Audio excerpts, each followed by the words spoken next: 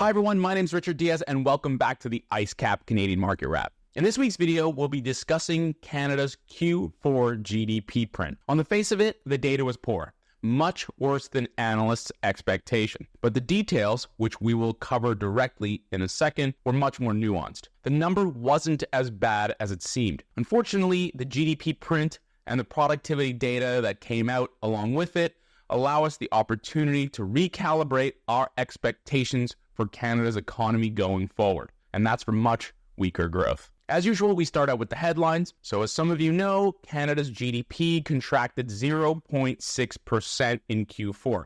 This is an annualized rate, which is a fancy way of saying what growth would look like if the pace continued out for a full year. This was, quote, unexpected, and you'll note that the, quote, details were better than expected. This latter point was echoed by several analysts, but we'll get to that in a second. First, what does unexpected really mean? Every day, economic data gets released. Here's a snapshot from February 27th. You can see the three columns: expectation, or the Reuters poll, the actual data, and the surprise, which is the difference between expectations and the reality. What matters is whether the data beats or misses those analysts' expectations, because traders price in consensus forecasts well ahead of time. The raw number isn't what moves the data, it's the gap between expected and actual. In this case, 0.0 versus negative 0.6. So why wasn't the GDP number so bad? Well, Canada's economy contracted 0.6% in Q4, and this brings GDP growth for all of 2025 up to 1.7%. Now, this is a step down from 2024's 2.0%, but here's the important nuance. The contraction was driven almost entirely by an inventory drawdown, which subtracted a massive 4.2 percentage points from headline GDP. That's the red bit you see in the chart in front of you. Strip that out, and the underlying domestic demand actually rose by 2.4%.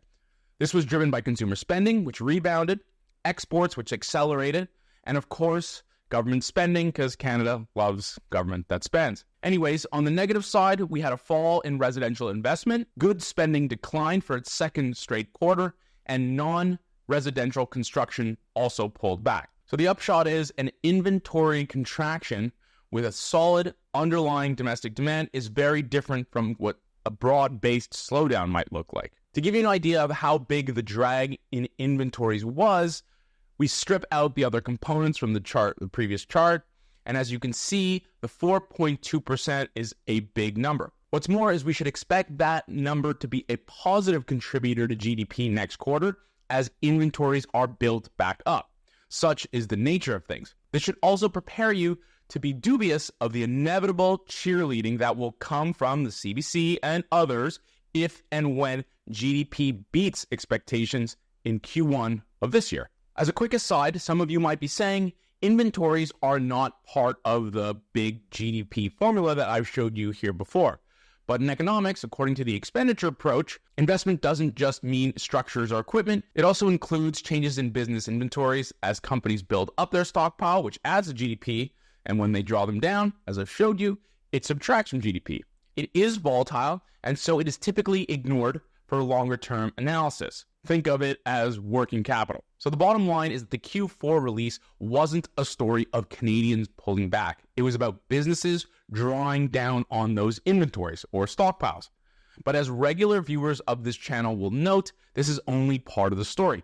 Canada's headline GDP growth figures have actually been okay over the last few years, and that's the blue line at the top of the screen. And make no mistake about it, some parts of the economy have absolutely benefited from that growth. Think about corporate incomes, tax revenues are up, of course, housing and rents. There has been more aggregate demand, and some parts of the economy have clearly benefited.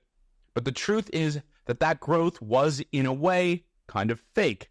It was outsized population growth that lifted up those headline figures, whereas in reality, Canada's GDP per capita has been flat for nearly a decade. This is because there's been no sustained productivity growth, and productivity growth is the key to lifting overall well-being, i.e. the standard of living of everyday people. To really hammer this point home is the following chart, the 10-year compound annual growth rate of GDP, and the two factors that make it up, population growth and productivity growth. And as you can clearly see, there has been a shift in the driver of that headline figure in blue over the last few years. At the end of the day, the totality of economic output is the number of people multiplied by individual output or productivity. An economy can grow even when productivity is negative if population growth jumps up to replace it, and that's exactly what we've seen over the last few years. Go check out episode 65, where I expand on this further and do a deep dive on productivity growth. So why do I think economic growth will be much weaker in 2026 and be lower than the current consensus economist forecasts of 1.5%? Because the two components of our updated GDP growth formula are set to be very weak. Firstly, population will no longer be the main driver of overall growth. The inevitable political backlash from mass immigration has reached a fever pitch, and that means total population growth, should we take this government's commitments at face value, is expected to be close to zero in 2026. That leaves us labor productivity growth, data that was also released this week. And on that front, I have little hope for any near-term improvements. Goods productivity has dragged down the numbers on Q4 and continues to languish, and although services has held up better, productivity declined for the overall business sector. And why don't I think this will improve? Because the inputs necessary to improve productivity are lacking. Businesses are still not investing in Canada. Despite all the press conferences and the rhetoric to the contrary, the private sector CAPEX remains anemic. Yes, it's true that total investment is rising, but this has been driven largely by government CAPEX, and it remains insufficient both in scope and quantum. Canada cannot and will not improve its productivity growth without private sector capital expenditure. This chart makes that extremely clear. In episode 65, which I alluded to earlier, we talked about the Bank of Canada raising the alarm bells repeatedly about the share of spending on machinery and equipment by businesses in Canada. And as you can see, it's much, much lower than the US and even Europe. Relative to other economies, Canada remains a bad place to invest. And this is hurting labor force productivity. Weak productivity growth weighs on worker wages, and the slower wages rise, the more fragile consumption becomes, and with it, household demand for companies' products. And around we go. As you can see, weak investment has been a problem for Canada for a long time. Poor industrial policy centered on onerous regulations and high taxes have led to an explosion in the gap between the level of capital spending per worker by Canadian firms and their US counterparts.